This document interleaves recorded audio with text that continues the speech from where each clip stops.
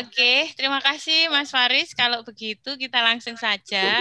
Oke, seperti yang Mas Faris sampaikan, senang rasanya nanti kalau teman-teman yang lain yang sudah gabung berkenan untuk ini ya membuka kamera karena senang kalau bisa lihat langsung gitu ya. Karena sudah lama nggak jumpa, mukanya pasti berubah juga. Saya sendiri juga sudah banyak berubah ya. Timbangan juga udah nganan banget. Mas Faris saja paling sudah nggak ingat gitu ya.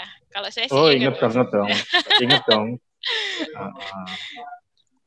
Baik. Nah, rekan-rekan semuanya, saya kemarin sempat teleponan dengan Bu Witri. Jadi kira-kira kita mau bahas yang seperti apa ya hari ini. Nah, dari ngobrol kemarin ternyata banyak banget yang bisa kita ambil apa ya lesson learn-nya. Jadi kita belajar apa sih dari pengalamannya Bu Witri di usia yang sekarang gitu ya. Beliau sudah menjabat menjadi dekan gitu ya, kemudian sudah menjadi guru besar gitu, seorang profesor. Ini pencapaian yang luar biasa. Nah, ternyata dari apa yang beliau sampaikan kemarin tidak tidak semudah atau banyak sekali hal-hal yang harus beliau perjuangkan. Nah, supaya inline dengan apa yang nanti diceritakan Bu Witri, saya mau menyampaikan CV Bu Witri sebentar. Izin nggih, Bu? Enggak. Tapi langsung ke ini aja, ke riwayat pendidikan aja, Bu. Yeah. Yang lain-lain sungkan. Ya. Mbak Wiwit.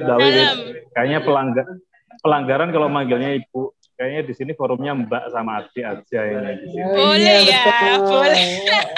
Betul. Boleh biar awet muda. Izin kalau gitu. Kayaknya memang masih muda. Iya. Biar awet.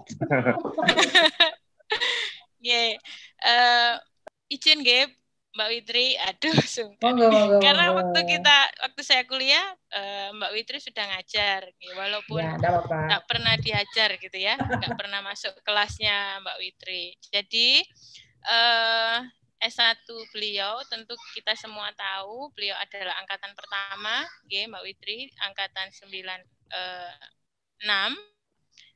Kemudian melanjutkan profesi ternyata di Unika Sugio Pranoto itu tahun 2001 hingga 2002. Kemudian beliau meneruskan S2-nya di Universitas Indonesia. Nah, ini saya juga baru tahu kemarin dan hari ini setelah membaca CV. Kemudian Bu Witri lanjut ini kuliah S3 di Griffith University Aussie di Australia. Nah, setelah itu Bu Witri lanjut kuliah ambil postdoc ya Bu, Mbak Witri, kan sungkan jadinya, di US di Amerika Serikat. Nah, mungkin yang saya tanyakan pertama kali, ya, apakah menjadi seorang guru besar gitu ya, seorang profesor itu sesuatu yang ada di bayangan Mbak Witri, sesuatu yang menjadi target sebagai seorang dosen atau bagaimana? Monggo Mbak Witri, waktu dan tempat saya persilahkan. Iya, terima kasih Mbak Wiwit. Assalamualaikum warahmatullahi wabarakatuh. Waalaikumsalam warahmatullahi wabarakatuh. Ya, selamat malam dan salam sejahtera untuk kita semua. Senang sekali ya pada malam hari ini kita mengadakan acara perdana untuk sharing yang kata Mas Faris yang sudah memberikan sambutan tadi selaku Ketua IKAPSI yang keempat.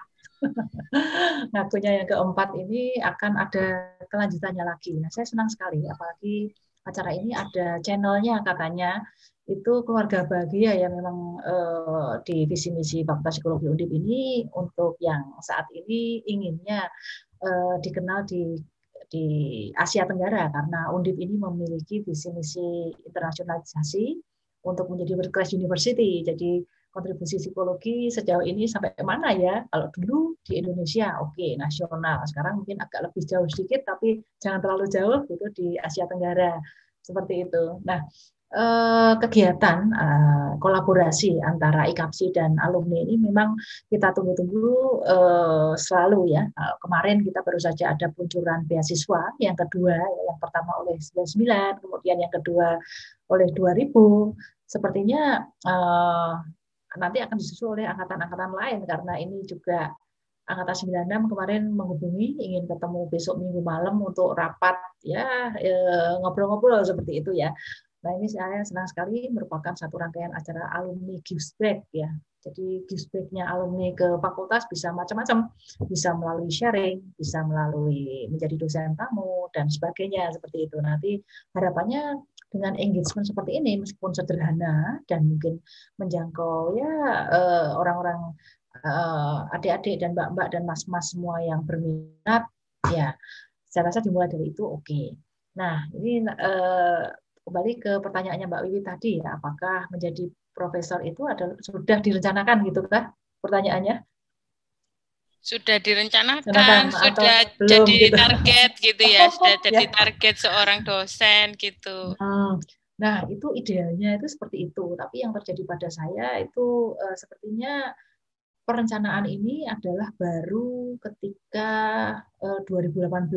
Jadi kalau perkembangan karir dosen ketika orang masuk menjadi dosen itu idealnya memang dia mengetahui ada jenjang jabatan akademik dari asisten ahli, lektor, lektor kepala, guru besar.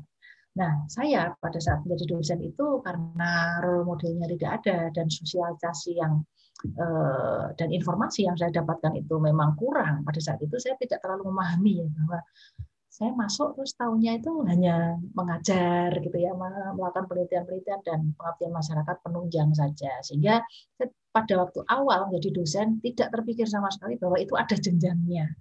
Nah, memasuki karir dan kemudian mengetahui bahwa di dalam ya area karir tersebut ada jenjang karirnya, ada satu keberhasilan yang bisa dirintis dari awal, ada target itu karena saya tidak ada informasi yang cukup dulu, memang tidak ada bayangan. Jadi bekerja saja untuk mencari uang seperti itu, mencari nafkah, udah gitu aja ya. Nah, setelah saya masuk beberapa tahun, kemudian ada masukan juga dari pegawai-pegawai ya bahwa oh ini kamu harus mengurus ini dari asisten ahli, dari CPNS, kemudian nanti terus ke asisten ahli, terus kemudian nanti sekolah gitu ya, lektor dan sebagainya, kemudian lektor kepala dan guru besar. Nah memang sih saya diberitahu untuk mengurus asisten ahli itu dan kemudian sekolah juga ya, dan kemudian mengurus lektor, tapi sepertinya hal itu berjalan sangat lambat di awal itu. Jadi di 2002, Desember 2002, kemudian asisten ahli tahun sekian, kemudian lektor baru asisten ahli tahun 2005, lektor tahun 2009. Itu sangat lambat karena kenyataannya idealnya adalah per 2 tahun ternyata. Nah, ini saya kurang terinformasi mengenai hal ini. Nah, mungkin ya kalau di jalur karir lain, idealnya memang mbak-mbak atau mas-mas ketika memasuki satu karir apapun itu, meskipun itu mungkin baru awal dan mungkin tidak selamanya akan di situ juga kan juga bisa, tapi perlu melihat kanan kiri ya, saya ini di level apa dan jenjang karir yang pol itu apa dan jalannya seperti apa. Nah itu yang miss di saya pada saat awal. Nah, seiring dengan berjalannya waktu dan pengetahuan ya, dan juga jejaring yang saya miliki di Undip maupun di luar Undip, nah ini saya menjadi well informed bahwa setelah lektor, kemudian saya studi lanjut, kemudian saya mulai mengurus lektor kepala di situ karena sudah di warning juga dari Undip tentang kenaikan jabatan fungsional, kok nggak naik-naik dari 2009. Lektor kepala itu baru 2018, jadi lama sekali, harusnya 2 tahun. Nah itu lama ya. Setelah lektor kepala karena pengalaman mengurus administrasi kepegawaian dan sebagainya, saya menjadi tahu bahwa jalurnya untuk menjadi guru besar adalah yang dilakukan ini. Nah tentunya itu tidak lepas dari peran universitas. Ya, kan Undip itu mengikuti pemeringkatan ya di level nasional dan internasional. Kemudian akreditasi kita selalu dikejar juga. Nah, salah satu indikatornya adalah dengan pengembangan SDM. Jadi selalu ditanya kalau di indikator kinerja itu ya tiap tahunnya dari tahun 2017 atau 16 itu ya. berapa jumlah lektor kepala, berapa jumlah doktor, berapa jumlah guru besar. Ini kalau 000 terus berarti nggak berkembang. Nah, ternyata institusi ini juga dalam pengembangannya butuh SDM. Misalnya dalam mendirikan S2 itu butuh doktor. Dulu butuhnya 2, kita belum punya. Setelah kita punya 2, syaratnya 4. Kita punya 4, syaratnya 6. Waduh, ini kita ketinggalan terus itu karena SDM. Nah, dari situ merefleksikan masalah itu, kemudian dukungan dari universitas dan orang-orang pejabat juga di fakultas pada saat itu yang mengizinkan saya melakukan penelitian, mengizinkan saya sekolah, mengizinkan saya postdoc, itu kan meninggalkan fakultas juga ya, tapi untuk melakukan penelitian dan publikasi. Nah, itu juga banyak didukung itu. Kemudian di Undip, utamanya di tahun 2019-20 ya, tahun 2020 ya, ada program namanya One Professor Gets One Candidate atau OPOC. One Professor Gets One Candidate. Itu jadi kita diminta memilih, ada beberapa orang yang bisa dijadikan pembimbing secara administratif. Kemudian dari situ ketika sudah memilih di dalam sistem, kayak pembimbing skripsi gitu ya. Nanti ada satu pembicaraan dan pembimbingan. Artinya gini, ketika kita mengumpulkan penelitian, kita nanti dikasih tahu, oh ini yang kurang ini, cover jurnal, editornya harus begini, dikumpulkan. Nah, jadi kita kayak dibimbing secara administratif. Karena kalau substantif psikologi kan belum ada memang ya guru besarnya. Jadi pembimbingnya lebih ke administratif. Dan itu saya rasa cukup membantu. Jadi kita yang tadinya nggak tahu ngurus tuh bagaimana sih. Nah, itu ada orang-orang yang memang bergerak di bidang itu dari Undip yang membantu dalam pengurusan administrasinya. Seperti itu, Mbak Wiwi. Jadi kalau saya memiliki cita-cita dari awal tidak, karena tidak memiliki cukup informasi mengenai jenjang karir di dunia akademik. Nah, setelah berjalan dan lama, kemudian ada network, kemudian ada masukan dari orang lain, perkembangan organisasi di fakultas, perkembangan organisasi di universitas, ini membuat jadi tahu ada goalnya. Nah, setting goalnya ini meskipun agak telat, tapi coba dikejar dan dibangun. Dan ternyata hal ini memang pembangunan SDM kebetulan inline dengan apa yang diinginkan oleh universitas tempat saya bekerja, yaitu Undip ini. Seperti itu, Mbak Lili. Oke. Berarti memang dorongan terkuatnya itu kebutuhan dari ini ya, Mbak Witri ya, dari universitas ya, mau nggak mau gitu.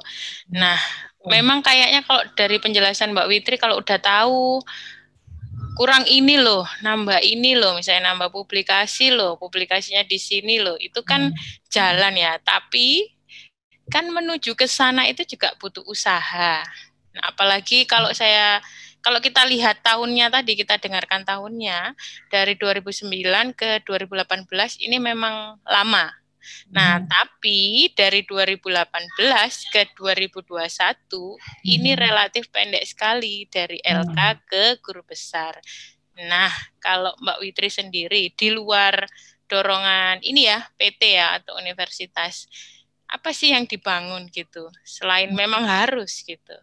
Ya, terima kasih. Jadi ketika saya dulu kuliah awal tahun 96 di kampus psikologi Mepet Sawah kita yang tercinta itu, memang pada saat saya mengerjakan skripsi di tahun 99 2000 itu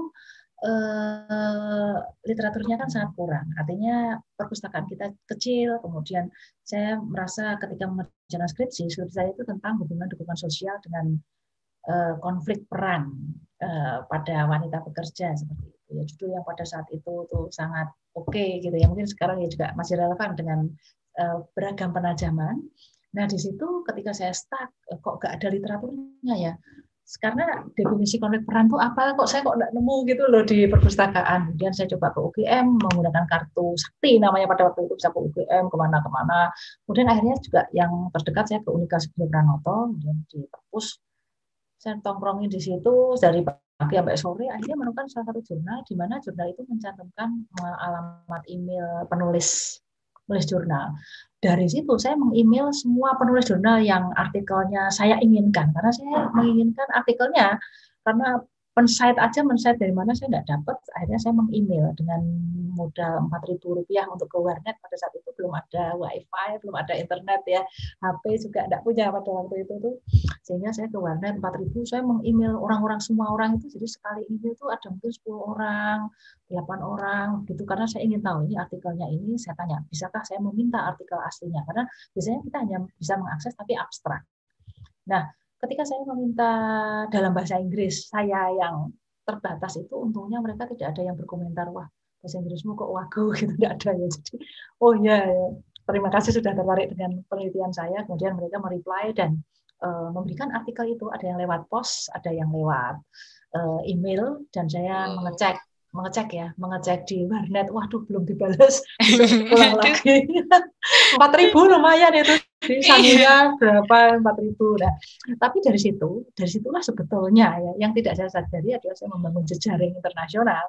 Kemudian dari situ saya mendapatkan berkenalan dengan calon supervisor, dengan supervisor saya S3, dengan secondary supervisor saya tahu dia, kemudian dengan partner postdoc itu tahunya mungkin dari situ ya, karena sudah dari awal saya ingin tahu banget, misalnya ada Ohio State University, di Amerika kayak apa ya, saya kok belum pernah lihat gitu. Dulu belum ada YouTube, ya di browsing cuman sedikit-sedikit ya, tidak se-booming sekarang informasinya. Sehingga ketika ada orang kok mencantumkan alamat email dan dia bisa ditanya, saya yakin banget dia pasti akan menjawab gitu. Nggak tahu saya ininya tujuannya, tapi yang penting saya tanya bisa. Nah, dari situ itu berlanjut ya, ketika kuliah S1 akhirnya saya bisa lulus karena dapat bahan banyak banget, bisa lulus, seneng banget. Setelah itu saya masuk Undip di 2002 Desember, kemudian jadi dosen, kemudian melanjutkan studi S2-nya baru 2006. Nah, 2006 di UI itu rasanya seperti surga bagi saya, karena di UI ada wifi. Di Undip belum ada. Nah, saya melanjutkan sih kebiasaan untuk meng-email orang-orang itu karena topik riset yang sedang saya ingin ketahui gitu. Nah, plus ketika itu pembimbing akademik saya, dosen wali saya pada waktu itu, yaitu Prof. Hamdi, itu memberikan akses ada sih universitas di luar negeri yang bisa saya akses secara gratis karena beliau punya username and password, dan kayak kasihan itu lihat saya, kamu nyari apa? Ini loh artikel tentang ini nggak ada, udah coba kamu pakai ini aja, sehingga saya mencari dengan itu tuh kayak apa ya, mendapatkan wifi. Nah, tadinya jebul iso. Jadi saya baru menyadari bahwa akses terhadap literatur itu membuka wawasan. Jadi pada saat itu saya kan tertarik untuk meneliti gini. Jadi saya ada pengalaman.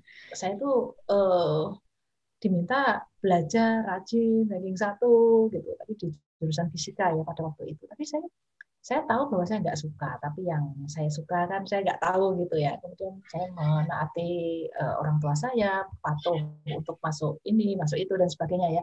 Tapi pada waktu itu tuh kesulitan saya dalam mengambil keputusan karir tuh apa? Nah, ketika di UI karena akses wifi dan akses kemudian itu tadi, saya jadi bisa menemukan bahwa itu ada variabelnya dan bisa diteliti menjadi area penelitian saya sampai sekarang, yaitu namanya salah satunya ya career decision making difficulties. Jadi kesulitan dalam mengambil keputusan karir. Ada jurnalnya namanya Journal of Career Development. Ternyata Journal of Career Assessment. Ya ini kayak hidup saya ini mengalami kesulitan dalam mengambil keputusan karir. Jadi pengalaman hidup ini yang sepertinya mendorong ya. Karena kalau tidak mengalami sendiri itu, kenapa saya ingin cari tahu, nggak tahu. Saya sebenarnya ingin menyelesaikan masalah saya pada waktu itu. Ada literaturnya, definisinya ini. Ternyata terus seiring berjalannya waktu saya baru tahu juga. Ketika itu kan lulus 2008, kemudian kembali ke kampus, boleh sekolah lagi kalau sudah kembali 2 tahun. Kemudian saya berusaha lagi untuk keluar dan menghubungi orang-orang itu tadi, melanjutkan komunikasi saya, dan ada yang tertarik untuk menjadi supervisor saya, yaitu di Australia itu, dengan mengangkat tema yang sama dikaitkan dengan budaya. Dan baru di situ saya tahu bahwa ada perbedaan budaya di dalam career decision making, dan ketika saya tinggal di Australia juga merasakan culture shock itu, sehingga ini budaya yang berbeda, ya kayak gini nih berarti, bedanya berarti begini. Ketika saya keliru merespon, keliru memberikan jawaban barangkali. Nah, perbedaan itu yang mungkin mempertajam dari ide riset yang saat ini saya lakukan. Seperti itu Mbak Wiwit. Terus sekali. Nah, sebelum lanjut Mbak Witri, saya juga menyapa Mbak-mbak dan adik-adik yang baru bergabung. Alhamdulillah tambah banyak ini yang bergabung. Walaupun yang saya kenal pribadi juga nggak ada. Kecuali ya Zun ya, teman angkatan saya. Ayo Mas Zun, dibuka ya kameranya. Dari yang Mbak Witri ceritakan tadi itu kayaknya ini ya Mbak, sesuatu itu lingkungannya, situasi yang Mbak Witri hadapi itu rasa-rasanya kok butuh usaha gitu ya, butuh usaha ekstra. Walaupun bisa masuk ke UI, tapi masih aja ada sesuatu yang diusahakan. Boleh nggak sih diceritakan terkait itu gitu ya? Iya. Iya, terima kasih. Jadi ketika ingin studi lanjut, karena teman-teman yang lain juga sudah pada studi lanjut, ya kalau dari usaha ya meyakinkan orang tua misalnya mau sekolah S2 itu karena orang tua saya tinggal di Semarang, inginnya anaknya yaitu saya itu sekolah yang dekat aja di UGM, nggak usah jauh-jauh di UI. Nah itu juga salah satu usaha meyakinkan ya, karena nggak usah jauh-jauh, nggak perlu sekolah kok sampai jauh-jauh. Nah, apalagi ketika mau kuliah ke luar negeri pada waktu itu ya memang tidak disetujui pada awalnya, dan saya mencoba untuk mencari tahu nggak setujunya karena apa. Karena memang nggak bisa ketemu ya. Jadi sangat berarti bagi orang tua kita itu untuk selalu melihat kita secara langsung. Nah, pada saat itu saya coba mengajarkan ini ya Yahoo Messenger video call. Jadi saya manggil kayak teman mahasiswa untuk ngajari orang tua ya, memang dia bergerak di bidang bisa ngajari gitu ya, ngajari orang tua pakai Yahoo Messenger video call, pakai laptop, kalau di ruang sana bisa loh, kan bisa kelihatan pakai Skype, pakai laptop ini di sana juga kelihatan. Nah itu meyakinkan, itu membutuhkan waktu karena ada kursusnya ya, mau kursus setiap hari itu. Jadi kalau orang tua itu karena meskipun orang tua saya juga bekerja, tapi pada waktu itu laptop tuh sangat tidak familiar ya. Kalau sekarang sudah bisa Zoom, sudah apa tuh, sudah karena lingkungannya berbeda, perkembangan IT, perkembangan zaman, dan juga pandemi. Tapi pada waktu itu Yahoo Messenger video call tuh teknologi yang hebat. Kemudian Skype itu teknologi yang hebat. Kemudian langganan WiFi itu suatu hal yang luar biasa gitu pada saat itu di tahun 2010 ya, 2010. Nah, kemudian ketika untuk sekolah S3 pun ya usahanya untuk mencari beasiswa itu sebenarnya usaha yang kesekian kalinya ya. Saya juga pernah melamar Fulbright sebelumnya, kemudian sebelumnya lagi ke Jerman juga sudah pernah, sampai wawancara itu kan juga gagal. Kemudian untuk bahasa Inggris itu yang saya jadi hambatan. Jadi bahasa Inggris yang disyaratkan itu pada saat itu adalah 6,5 untuk IELTS, dan tidak boleh setiap band skornya tidak boleh kurang dari 6. Nah, itu saya itu sama teman saya itu Mbak Retno Yaningsih yang sekarang juga jadi dosen Unisula, itu temen tes IELTS dan gagal. Jadi saya tesnya sampai 4 kali. Jadi tes pertama jebret tuh 5. Jadi itu saya baru tahu ketika, karena tesnya kan ada conversation-nya sama orang asing. Aduh, itu nggak mudeng apa yang kamu katakan, benar-benar nggak ngerti aku. Terus menjawab apa gitu. Nah, mungkin ketika saya jawab dia juga nggak ngerti. Nah, sudah dapat 5. Terus ada lagi listening. Listening itu cepet banget. Ini ngomong gini kita suruh ngerjain nomor 1, nomor 2 kan cepet banget, dari waktunya terbatasnya itu gagal. Wah, kiopo meneh gitu ya.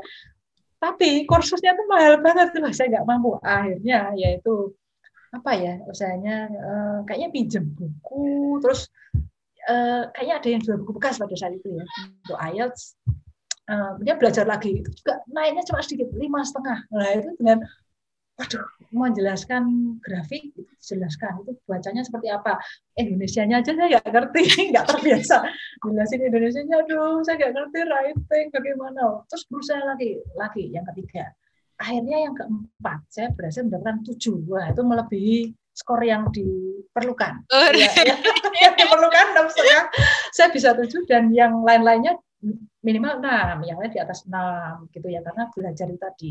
Padahal untuk tes IELTS pada saat itu bayarnya 1.250.000. per tes. Dan itu hanya ada di Semarang dan Solo sebulan sekali gitu loh kayaknya. Nah, gaji saya 1.750.000. Susu. Jadi susu 500.000 lumayan. Nah, itu ketika saya berhasil tes IELTS yang keempat, itu pendaftaran dikti itu sudah tutup. Waduh, tutup. Padahal saya berhasil diterima dulu di Griffith University, syaratnya kurang IELTS-nya aja. Jadi secara administratif oke, ide penelitian oke, gini-gini supervisor sudah mau. Ini jadi LOE-nya itu masih ada syarat yang belum saya. Ini belum saya penuhi, kemudian boleh mundur 1 semester. Nah, dalam 1 semester saya harus mendapatkan skor itu. Nah, dengan mempertaruhkan 1.250.000 itu ya agak lumayan. Kalau gagal lagi, aduh gitu ya. Nah, ketika saya berhasil, waduh, beasiswa dikti malah tutup. Nah, ya waduh tutup gimana? Terus akhirnya ya sudah. Di saat saya kok tutup gitu ya. Terus ketika saya makan di satu warung dengan Bu Jati ya, di Tembalang itu ada warung. Nah, tiba-tiba ketemu juga dengan salah satu orang yang pegawai Undip yang menangani itu. Dia ketemu saya bilang gini, Mbak ini barusan ada berita beasiswa diktinya diperpanjang seminggu lagi. Oh ya seminggu lagi. Wah, saya tak urus lagi cari surat-surat dari dekan, dari ini, izin, terus akhirnya bisa tersubmit lah itu. Jadi perpanjangan waktu itu ada. Ketika saya, ketutup, terus ada perpanjangan waktu. Nah, masuknya di situ. Dan pada saat itu bersyukur sekali karena beasiswa dikti ke luar negeri itu adalah upaya Presiden SBY pada saat itu untuk mengirim dosen-dosen untuk kuliah ke luar negeri. Karena sebelumnya hanya ada ADS dari Australia dan Fulbright dari Amerika Serikat. Jadi bangsa Indonesia pada saat itu hebat. Jadi usaha pertamanya dilakukan di tahun 2009 dan saya masuk di tahun 2010 untuk mengikuti program itu. Nah, program itu bebas. Nah, jadi pada waktu itu mau jurusan apa saja, yang penting supervisornya mau, itu bebas, mau psikologi atau jurusannya tuh bebas gitu, nggak ada prioritas. Kalau sekarang kan harus yang sains, yang apalagi sekarang ya kondisi sekarang mungkin kedokteran mungkin di highlight dan ilmu sosial tidak terlalu di highlight. Tapi pada waktu itu beruntungnya adalah di psikologis oke, gitu ya. Tapi memang itu tadi pas kali bangsa Indonesia, pemerintah pada saat itu buka beasiswa. Nah, dengan IELTS 7 ini ternyata juga di sana juga nggak mudeng juga ya, mereka nggak mudeng saya nggak mudeng mereka. Terus ya mesti sit in ya, saya merasa mesti harus sit in ke kelas untuk fine tuning kata-kata itu maksudnya apa ya kan. Kalau kita kan English Jowo ya, artinya bahasa Inggris yang kita pelajari ya dari SMP. Kalau saya itu aja kalimat-kalimat, melengkapi kalimat gitu kan. Dulu yang pelajaran SMP itu nggak pernah bicara, nggak pernah apa. Itu juga ada kesulitan, tapi itu bisa diatasi karena di sana ya itu bisa sit in. Terus ada satu unit tertentu yang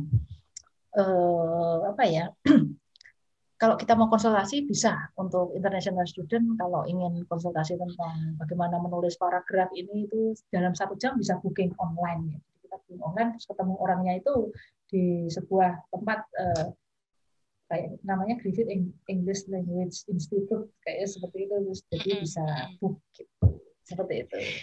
Kalau dengar kisah akhirnya itu memang seneng ya Mbak. Tapi kalau saya 4 kali apa rak mutung rak budal rak apa kan, artinya itu kan opsi yang bisa dipilih atau enggak ya Mbak Witri. Mbak Witri kan bisa aja ya wes lah aku kuliah di dalam negeri aja, toh orang tua juga prefer Mbak Witri di rumah aja, ora usah jauh-jauh perginya. Lah kok tetap ngeyel. Ya, karena ini ya, saya merasa kok cocok gitu loh idenya sama supervisor itu. Tadi saya baca sekilas di chat, lucu banget. Kok IELTS 7 masa cuma baca? Oh tidak, berlatih itu ada CD, ngopi CD. Jadi saya ngopi CD punyanya teman. Karena itu tadi ya, kebetulan kok ya buku itu mahal ya. Kursus mahal, buku mahal. Tapi saya menemukan guru. Pada akhirnya saya menemukan guru privat untuk only conversation. Itu adalah dosen UNES kayaknya pada waktu dulu. Saya dengar dari Bu Retno Stianingsih di stay. Ini bisa loh ngajar privat sebentar gitu. Karena kita butuh omong-omong. Oh iya, omong-omong itu sama siapa gitu ya. akhirnya saya itu bayarnya juga mahal loh. Kayaknya sejam tuh pada waktu itu 100.000 apa 200.000 ya. Aduh, saya juga, tapi nggak ada cara lain. Kayaknya nggak ada cara lain selain saya ngomong-ngomong sama dia selama 2 bulan apa 3 bulan ya, 2 bulan gitu ya. Seminggu sekali atau 2 kali saya butuh teman conversation. Nah itu tapi orang Indonesia, jadi conversation ala Indonesia sudah lulus. Tapi sampai sana enggak. Jadi gitu. Jadi ada masa memang ketika les yang IELTS yang semua itu mahal, saya merasa kalau listening saya bisa punya komputer, saya mendengarkan sendiri. Kemudian ngerjain soal kan ada yang ada kuncinya, itu ngerjain sendiri. Writing ya, wah serius gitulah, writing apa adanya, pengennya gimana kan bisa sendiri. Tapi kalau conversation itu butuh partner. Piye ki stay gitu ya, si Retno Stay itu juga gagal berapa kali gitu loh. Pokoknya pernah ada satu masa di hotel, kalau nggak salah di Hotel Santika ya, pada waktu itu ada tes IELTS ya. Waduh gimana nih, bayarnya mahal itu 1.250.000 itu tadi. Awal dewi kok gagal meneh, gimana, karena Retno Stay itu ingin sekolah S2 pada waktu itu, dan sepertinya nggak jadi ke luar negeri, dia dari dalam negeri. Tapi saya akhirnya bisa dapat 7 itu gitu. Jadi 7 kuncinya ada di conversation yang saya ikut, saya cari sparring partner dari dosen UNES. Zun nggak cuma baca yo. Nggak cuma baca. Ada usaha lain. Plus itu loh Zun, like nurut dikira iso itu kata Mbak Hana, kudu ndablek. Kudu ndablek, betul sekali. Jadi aduh kok gagal, tapi sempat down juga ya, karena terus saya usahanya bagaimana lagi gitu loh. Lingkungan saya tidak ada Inggris-Inggrisnya sama sekali. Sopo sih bisa jadi sparring partner gitu tadi. Nah itu cari sparring partner bahasa Inggris. Tapi saya yakin sekarang itu memang sparring partnernya mungkin lebih banyak ya. Teman-teman mungkin ya seneng lah kalau diajak ngomong bahasa Inggris itu kali daripada dulu. Ya kalau sama teman sendiri enak bahasa Jawa Mbak. Lah kok susah-susah bahasa Inggris.